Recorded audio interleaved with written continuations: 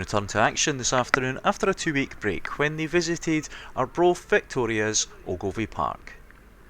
It was one of only 2 fixtures to beat out the wintry weather which had hit Tayside and Fife over the past couple of days in the North Division, and for Scone it was a chance to win their 5th game in a row, whilst for the host side it was a chance to build on an excellent away win last week up at Blairgowrie.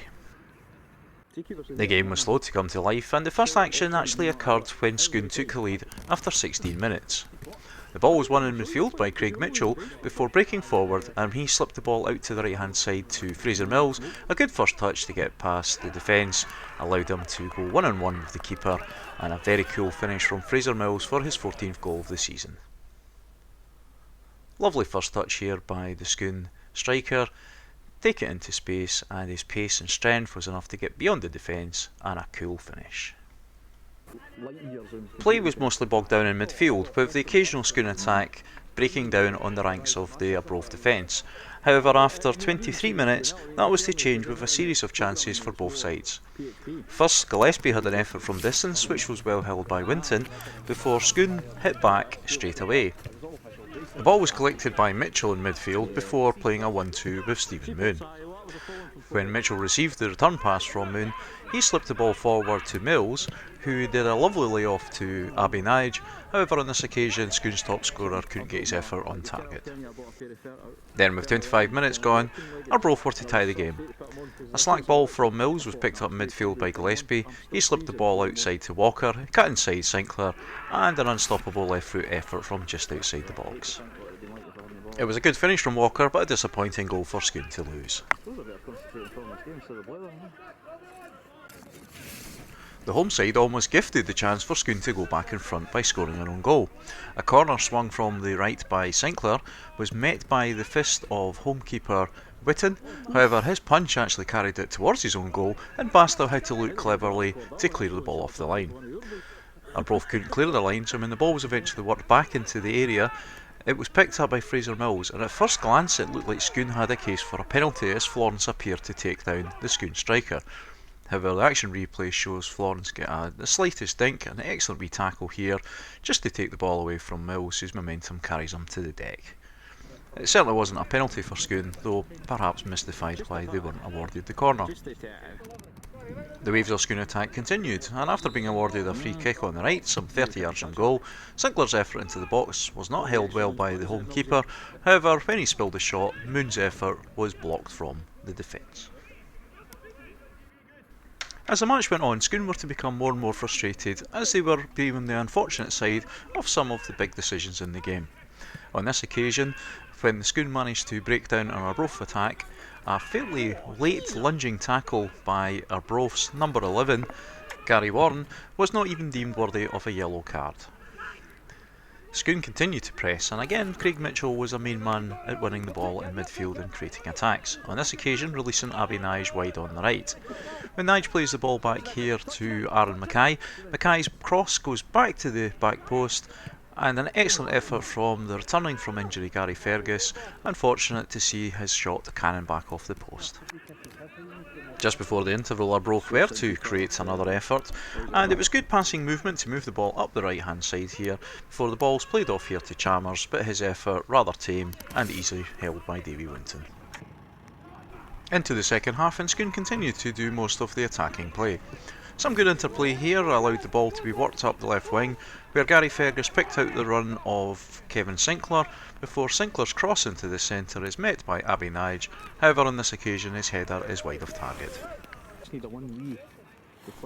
Nige was returning to Ogilvy Park for the first time since leaving Arbroath Fix last summer to join Scone, and he was perhaps overly keen to score against his old team on his old stamping ground, and moments later another effort from the left saw the ball swung into the middle by Gary Fergus, knocked down by Fraser Mills, but Nige's effort rather snatched it and wide of the target. Scone again doing the pressing moves, and when a throw was taken to Nige, the ball was played back to Sinclair before being crossed into the centre, and on this occasion Fraser Mills with the header just too far and beyond the unrushing Aaron Mackay. It was beginning to look like Scone were going to pay for not taking their chances during this period of pressure when Arbroath started building some attacks for themselves. On this occasion, good play up the right wing, so the ball played into the centre to Gillespie, a nice run into the area there, and a great effort which Winton did well to turn over the bar.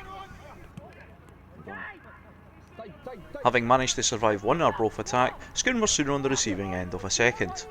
On this occasion, the ball was won at the halfway line after being cleared from goal by David Winton.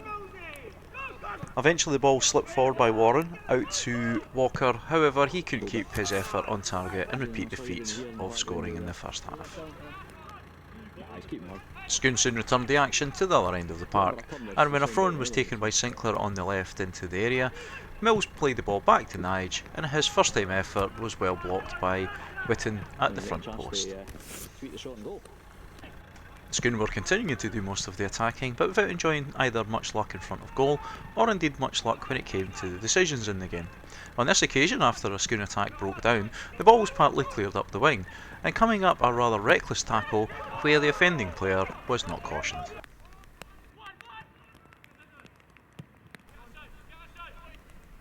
If Scone were to be frustrated when apparent cautionable offences went unpunished, they were to even more so when the first caution of the game was awarded to their own Craig Mitchell.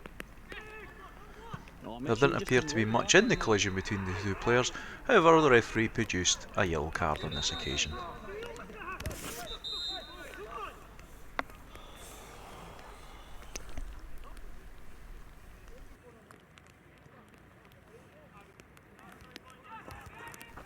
Scone were putting more and more men forward in order to get the winning goal. However, this left them open at the back, and after a corner was cleared, the ball was picked up here at the halfway line after a slack pass from Sean Fergus, with Arbroath's Gillespie racing away goalwards. Excellent work here though from Ben Moffat to get back and put the challenge in. The ball is played backwards, but when the shot's taken by Wilson, his effort is well over the bar. Scone's frustration at their bad luck was to intensify after they were reduced to 10 men after 80 minutes. After Scone claiming for a free kick here, a alleged foul on a Scone player, Craig Mitchell, with a second yellow card after making an alleged comment to the referee, is ordered from the pitch. At the same point, Sean Fergus then tries to argue his case and appears to have a red card waved at him by the referee. Thankfully, however, the referee settled for purely cautioning the Scone man.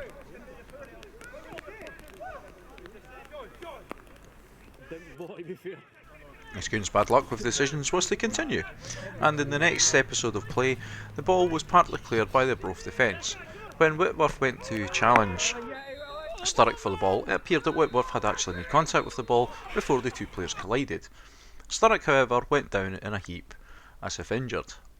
Slow motion here does show that Whitworth appears to play the ball before any contact between the players. With Sturrock, however, prostrate on the ground, the referee decided to call Whitworth in and caution the Scone man for the tackle. With the referee trying to organise things after a bit of dispute amongst the players, eventually Whitworth is called forward. And coming up, one of the more rare things ever to be seen in Scottish football. You'll have heard of the magic sponge, now meet the magic yellow card.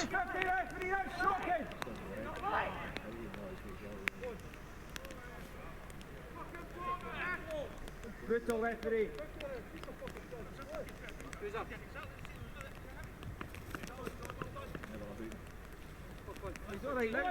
Miraculous recovery by Sturrock after the yellow card awarded to Whitworth. With the 90 minutes come and gone, it looked like Scone's day was going to finish in a disappointing 1-1 draw.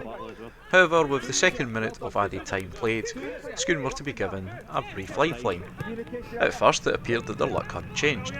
Good play up the left wing saw Moffat break free, however a cynical tackle by Gray here, which on another day may have resulted in a red card, saw the Arbroath man only cautioned. Scone, however, were to benefit from the free kick. Ball into the box by Mackenzie, Whitworth's flick on, and there at the back post, would you believe it, Ben Moffat, the very man who was fouled, there to volley home to put the Scone boys in ecstasy, including coach Mark Reid there.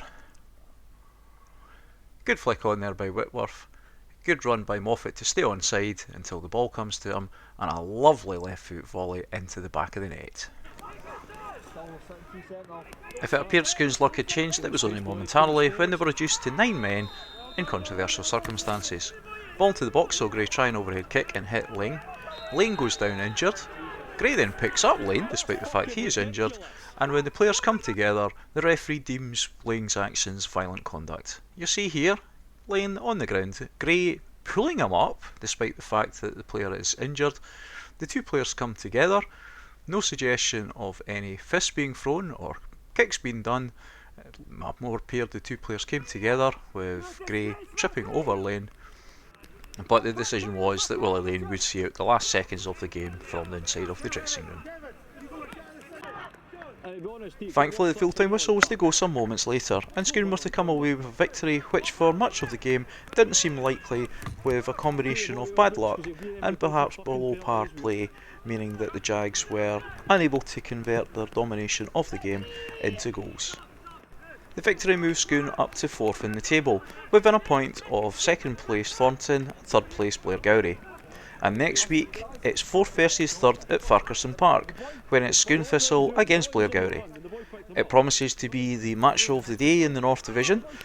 Kick-off is at 2 o'clock, we hope to see you there, but if you can't make it along to Scone next weekend, we'll have full coverage via Jaggies Live on Twitter. That's all for this week's Jaggies TV's Highlights show. Thanks for joining us, bye for now.